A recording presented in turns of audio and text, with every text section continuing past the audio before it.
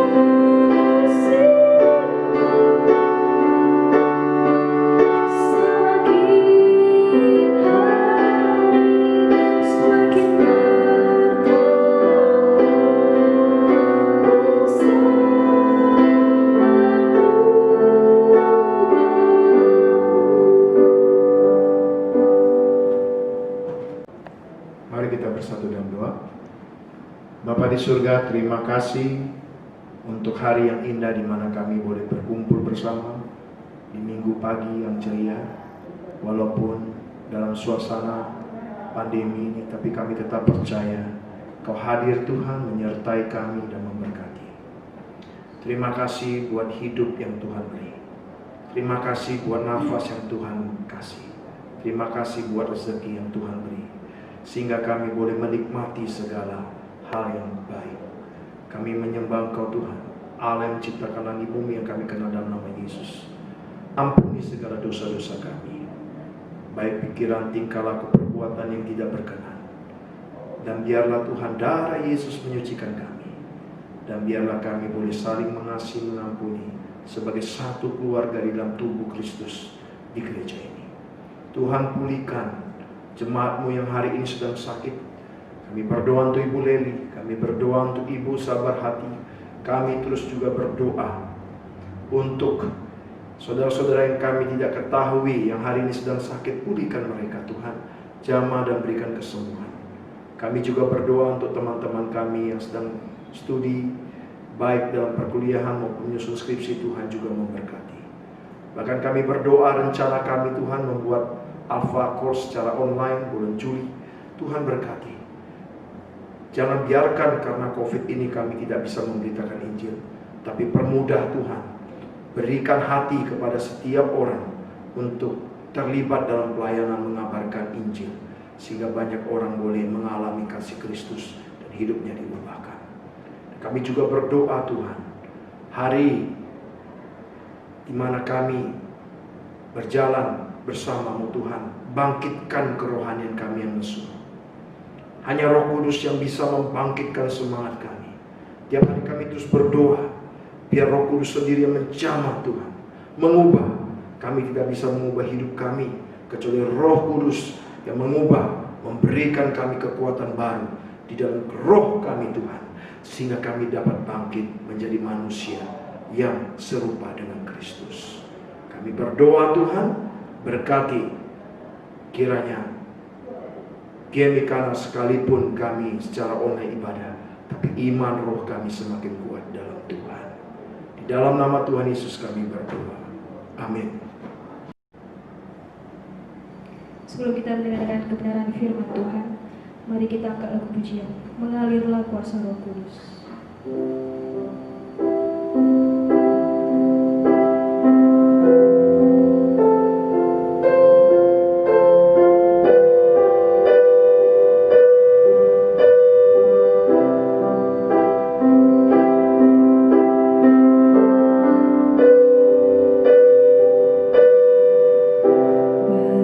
Bagaikan tanah kering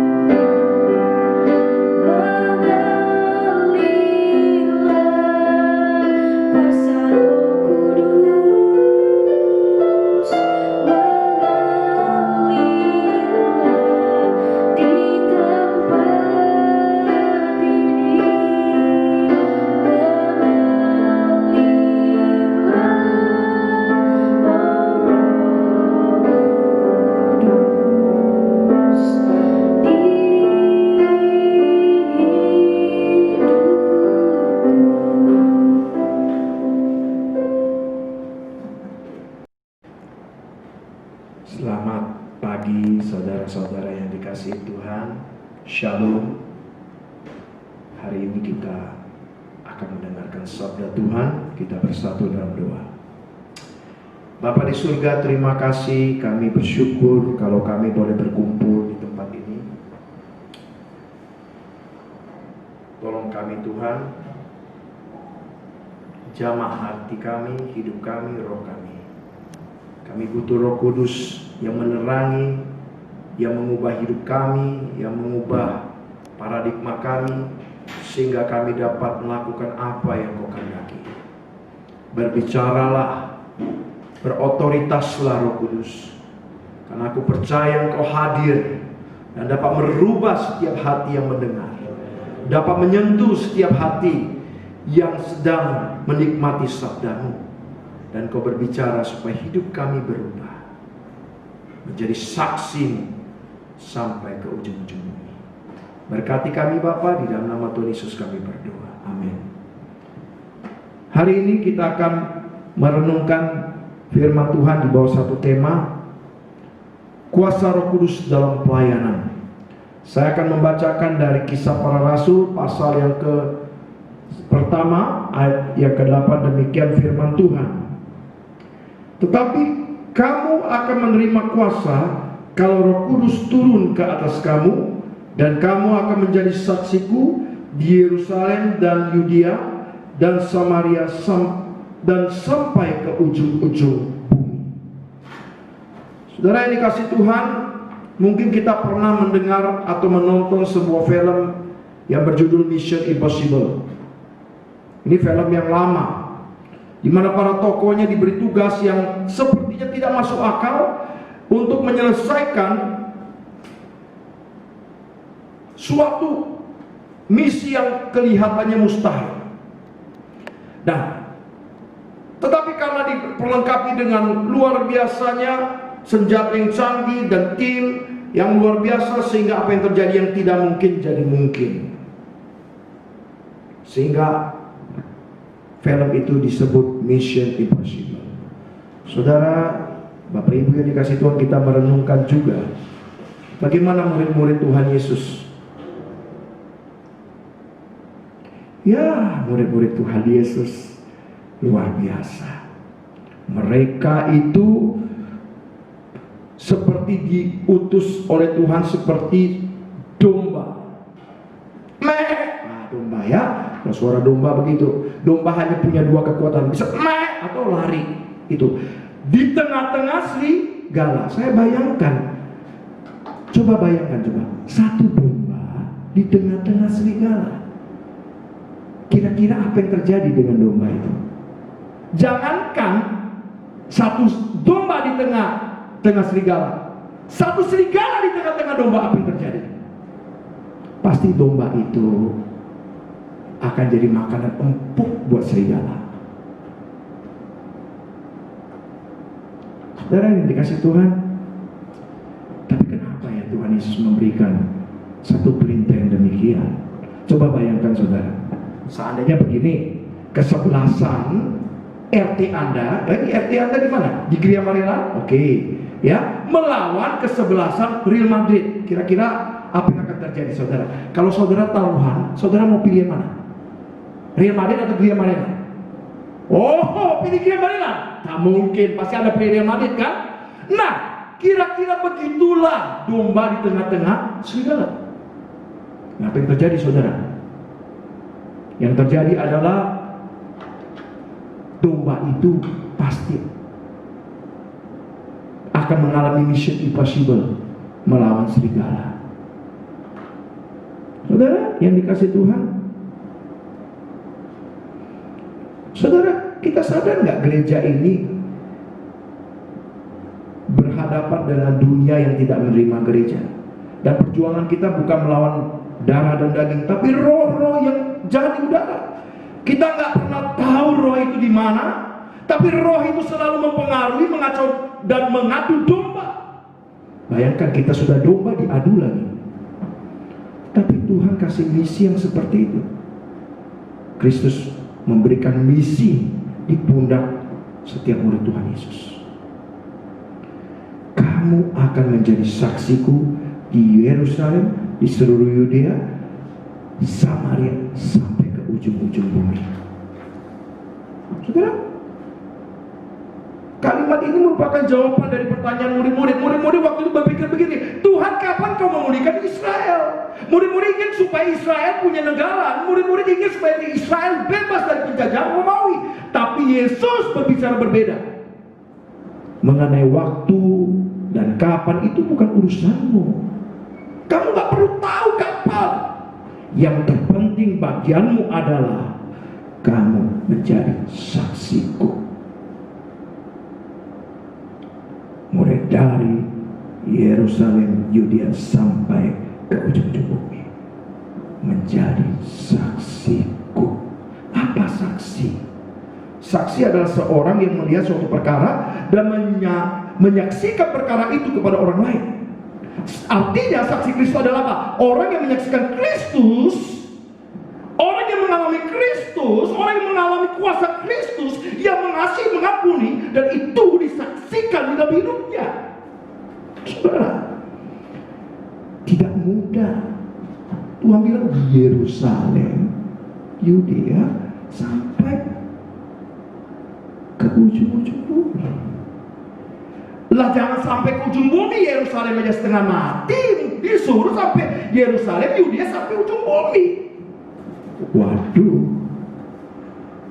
Saudara tahu, ketika Petrus dan Yohanes ditangkap, jemaat berdoa, Tuhan, raja-raja dunia bersiap-siap, para pembesar bersiap-siap melawan Tuhan yang diurapi. Kami mau dibantai nih, kami mau dibantai Pontius Pilatus, kami mau dibantai oleh Herodes. Tuhan, bagaimana? Lihat kami.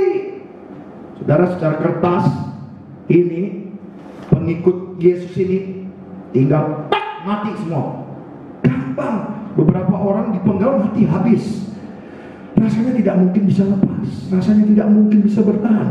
Sebentar lagi musuh berkata, sebentar lagi mati mereka yang kita buat. Bagaimana mereka bisa bertahan? Hei, tunggu dulu. Saudara, bukankah kita juga pernah mengalami di dunia ini, kadangkala ada tim yang dibilang underdog, ya? Tim underdog, tim di bawah anjing. Artinya tim yang tidak dihargai, tim yang dianggap kayaknya nggak bakal menang, tapi bisa menang. Contohnya saudara, bagi yang senang sepak bola, ya, Anda pasti tahu di Liga Primer Inggris pada tahun 2015 sampai 2016 dibuat sebuah kejutan.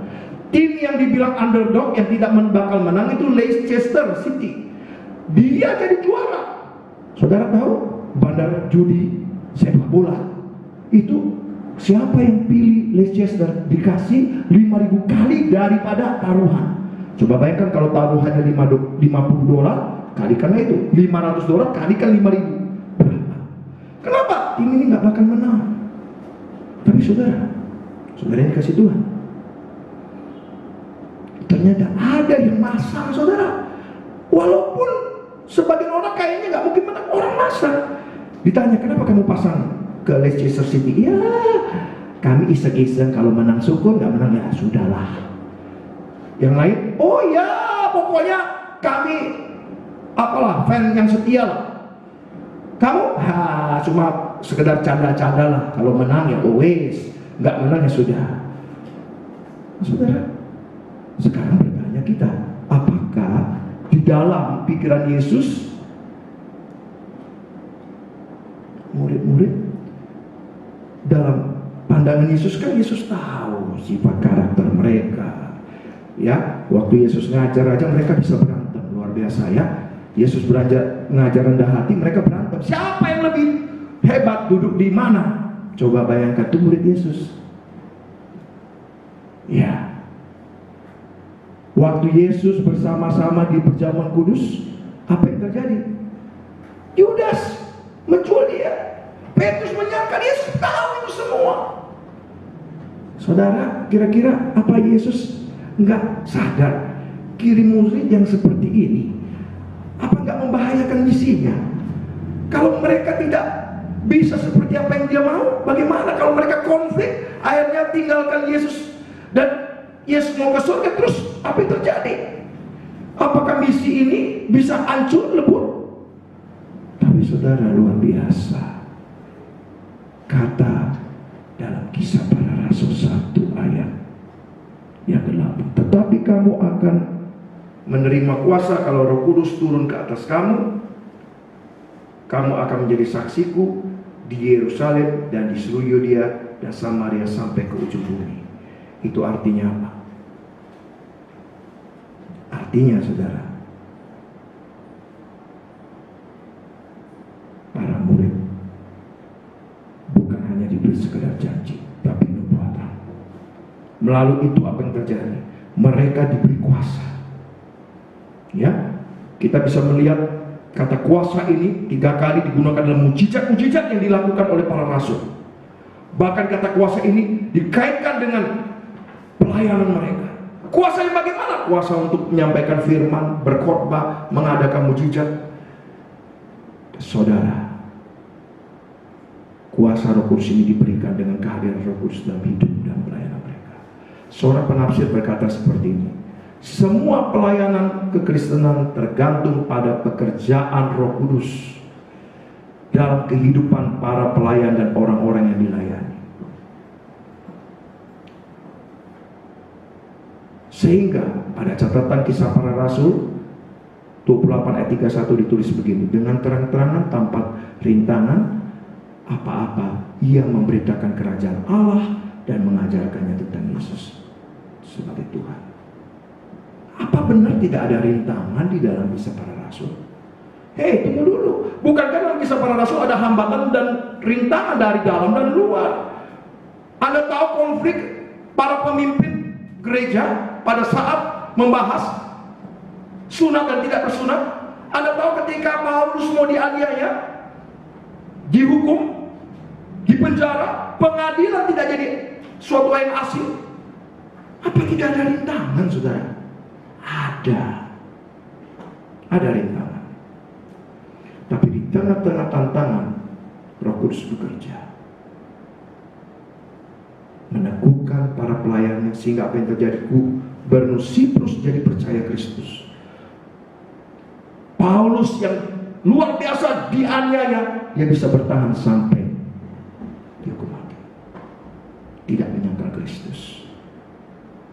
Bahkan bagi jemaat Yahudi, Rasul Paulus dan Silas ini orang yang mengacaukan seluruh dunia. Apa artinya? Artinya adalah, kalau dengan bahasa lain, mereka menjungkir balikan dunia. Ini namanya mission impossible. Mungkinkah? Mungkin. Saudara yang dikasih Tuhan, apa rahasianya? Gereja tetap berdiri, para pengikut Kristus tetap melayani, adalah kekuatan Roh Kudus. Seringkali kita lupa gitu. Kita berpikir bahwa gereja itu mesti ada organisasi yang kuat, sistem yang kuat, maka belajarlah. Kita sistem manajemen yang bagus. Tunggu dulu. Ada satu gereja yang besar di Medan, sistem manajemennya luar biasa, pecah.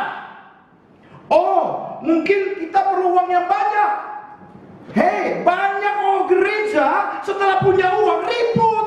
Waktu gak ada duit bisa akur. Itu terjadi, saudara.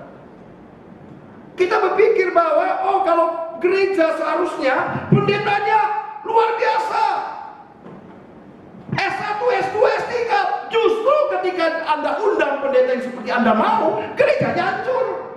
Saudara, bahkan bagi para pelayan berpikir, kalau saya sudah dapat gelar titer, mungkin mereka bisa mendengar. Belum tentu, saudara. Saudara sadar nggak? Banyak orang berpikir, kalau saya sudah menjadi jabatan tertentu, saya bisa atur gereja ini seperti apa yang saya mau. Hei, kita lihat dengan cara pandang kita. Kita nggak lihat bahwa ini pengaruh rohani. Saudara tahu musuh yang nggak terlihat? Musuh yang tidak terlihat itu adalah roh jahat di udara. Nah, susah kan menghadapi musuh yang tidak terlihat, saudara. Lebih enak kalau menghadapi singa, saudara. Ambil pistol, tembak kepalanya, dor, muncrat darahnya. Sekarang kalau misal musuh yang tidak terlihat seperti virus corona, lu mau cari di mana coba? Ayo, tunjukkan saya, mana virusnya? Nggak bisa. Begitulah kuasa kegelapan kadang-kala mengadu domba. Tapi apa rahasianya, saudara? Saudara, rahasianya harusnya apa? Kita sadar kita nggak boleh mengandalkan kekuatan kita sendiri. Justru di tengah-tengah seperti itu kita harus mengandalkan Tuhan, mengandalkan kuasa Roh Kudus. Tanpa kuasa Roh Kudus kita tak akan mungkin bisa menjalankan pekerjaan ini. Karena itu saudara yang dikasih Tuhan. Sadar nggak, saudara? Hanya dengan kita bersatu setiap hari, berdoa, membaca firman Tuhan, dan menaruh iman kita kepada Tuhan, dan taat kepada pimpinan Roh Kudus, maka Roh Kudus akan menuntun satu demi satu apa yang harus kita kerjakan untuk gereja kita. Saudara tahu gereja ini bisa berdiri bukan karena pekerjaan manusia. Gemikana bisa berdiri dengan luar biasa. Saudara tahu dimulai dari apa? Dimulai dari kita, mulai dari terpas-terpas pinjam rumah orang, dan akhirnya kita sampai punya gedung seperti ini. Yang kita pertama kali sewa, akhirnya kita bisa beli satu, beli dua. Tapi pertanyaan saya, apakah Roh Kudus tetap memimpin hidup kita? Semakin bertambahnya aset, semakin bertambahnya para pelayan, semakin bertambahnya status, persiapan berubah menjadi jemaat penuh. Apakah Roh Kudus menjadi tempat, diberi tempat yang utama? Saudara yang dikasih Tuhan, kadang-kadang juga kita bisa terjebak seperti ini. Kita takut, aduh, kita nggak punya duit lebih, kita nggak berani bertindak, kita nggak punya sumber daya. Udah, nggak usah buat pelayanan yang macam-macam lah. Kekuatan kita terbatas, nggak usah mengabar Injil lah. Ini aja sudah mau mati, gimana mau peduli yang lain? Saudara, pernah nggak kita bertanya? Tanpa sadar, apakah kita membatasi kuasa Roh Kudus? Bukankah Roh Kudus Allah yang Maha Kuasa? Bukankah Roh Kudus itu hadir dalam hidup kita? Saudara, hari ini pertanyaan itu perlu kita tanya. Mungkin saudara hari ini karena melihat kekurangan kita, sehingga kita nggak berani, saudara. Kita nggak berani melihat kuasa Roh Kudus yang mampu melakukan apa yang Dia mau. Dalam rapat majelis kita, dalam persekutuan kita, di dalam ibadah kita, pernah nggak kita berdoa, Roh Kudus, apa yang Kau mau untuk gereja ini bangkit? Kita bangga dengan salib, dengan lidah api. Pertanyaan saya, pernahkah kita menyediakan waktu untuk berdoa? Mau dibawa kemana gereja ini? Mau dibawa kemana jemaat ini? Mau dibawa kemana hidup kita? Saudara tahu, Tuhan mau kita menjadi saksi mulai dari Yerusalem, Yudea, sampai ke ujung.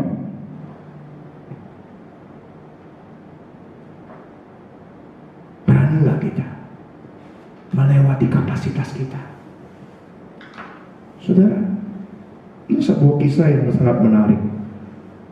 Ketika tahun 53, sebelum tahun 53, belum ada sekolah teologi Injili, yang ada sekolah Alkitab yang penuh dengan ajaran liberal. Sehingga apa yang terjadi, satu hamba Tuhan dipanggil Tuhan untuk merintis sekolah. Dia beri nama Saat, apa artinya? Seminari Alkitab Asia Tenggara.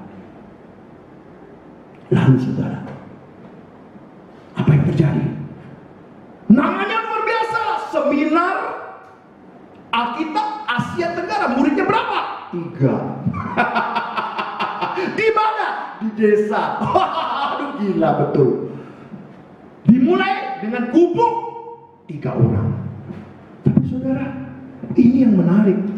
Ketika Dokter Pendeta Andrew G ditanya, Pak Dokter, kenapa Anda memulai seperti ini?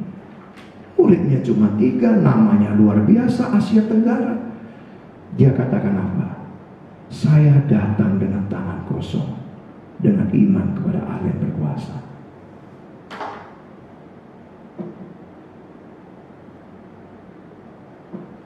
Kalau Allah ingin melakukan yang lebih dahsyat, saya tunduk di hadapannya. Demikian juga kita, Pak, saudara-saudara. Kalau kita nggak mau mengikuti pimpinan Roh Kudus, selamanya kita akan jadi jemaat yang kerdil.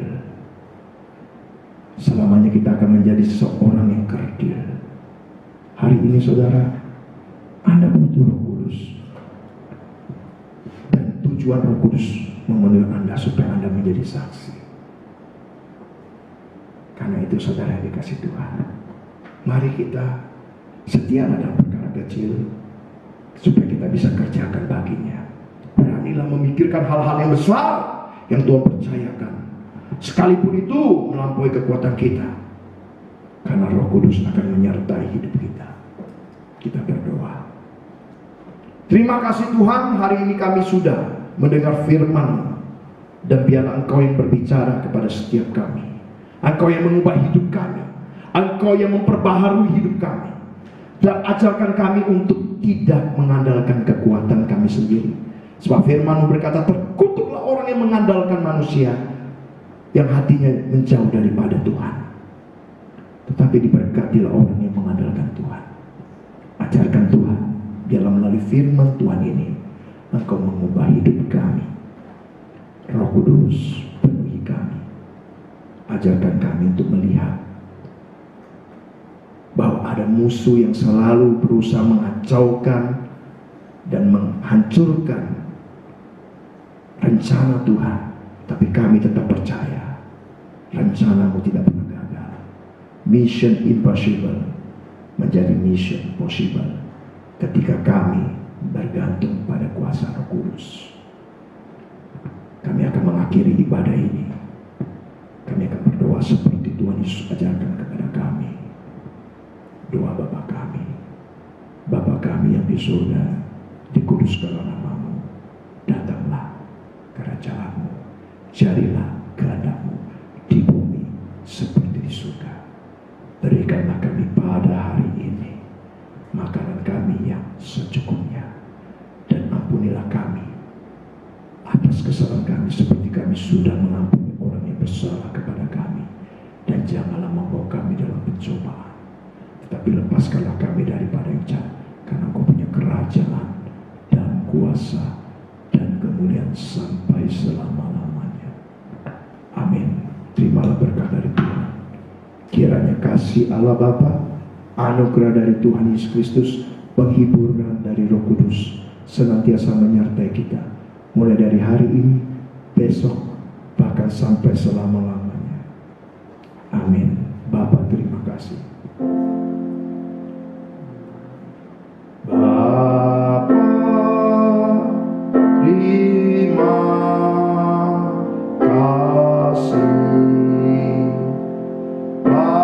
Bapa, terima kasih. Bapa di dalam surga, ku berterima kasih.